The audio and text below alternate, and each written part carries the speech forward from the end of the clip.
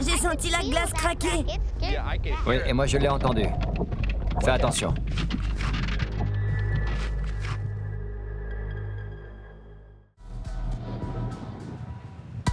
Tu peux commencer à la hache. Moi j'utiliserai la tronçonneuse. Ce sera ton piège. Poser des pièges à castor présente des risques. Si la glace est moins épaisse que prévu, je pourrais passer à travers.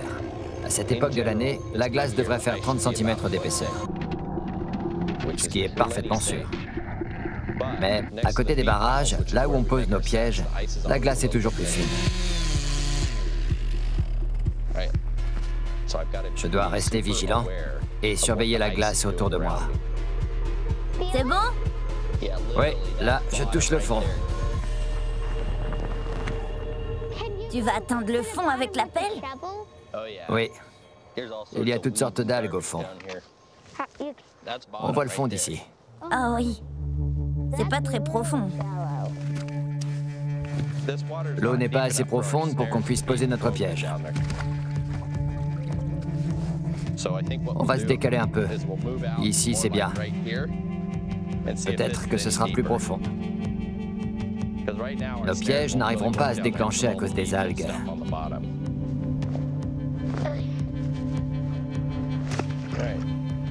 Ce trou est hors service. Qu'est-ce que ça veut dire? Ça veut dire qu'on s'en servira pas. Ce trou-là m'a l'air beaucoup mieux. Pour fonctionner, les pièges ne doivent pas s'en mêler. Quand il y a trop d'algues à un endroit, ça ne peut pas marcher. Tu peux aller chercher les 2 bâtons, Gilbert? Ouais. Je vais couper 2 autres bâtons. Gilbert adore chasser le castor. Il en parle tout le temps et il m'accompagne à chaque fois. Il est content de partir à l'aventure avec moi. Je lui ai appris tout ce que je sais. Quand il sera plus grand et qu'il pourra utiliser tous les outils, il partira poser des pièges tout seul. Par ici. Gilbert, viens. Je prends ça. On va préparer nos pièges sur la rive. Ok, tu peux tenir ça. Là, c'est le niveau de l'eau. On va les accrocher juste au-dessus. Il y en a dans toutes les directions. En nageant autour, le castor passera forcément dans l'un des pièges. Allons le poser. J'y vais. T'es prêt? Oui.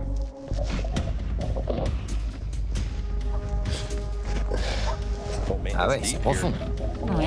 C'est plus haut que moi. T'as choisi le bon endroit. Ici, ça descend d'un coup. Ça craque. J'ai senti la glace craquer. Oui, et moi je l'ai entendu. Fais attention. Ça craque de partout. Mon cœur bat à 1000 à l'heure. Ça m'a fait peur. La glace craque quand trop de pression s'accumule et que la tension superficielle de la glace augmente. La glace s'étire et des craquements partent depuis l'épicentre du phénomène. C'est un peu comme un tremblement de terre. On va mettre de la neige dans le traîneau et l'amener jusqu'ici. Ce genre d'événement me rappelle qu'il ne faut jamais être trop confiant quand on s'aventure sur la glace. Il ne reste plus qu'à le recouvrir. Parfois, la nature nous réserve de mauvaises surprises. Stop, c'est trop lourd. C'est parti! Mais malgré le danger, on doit continuer. On fait de notre mieux. Attraper des castors, ça se mérite. Allez! On met tout là-dessus.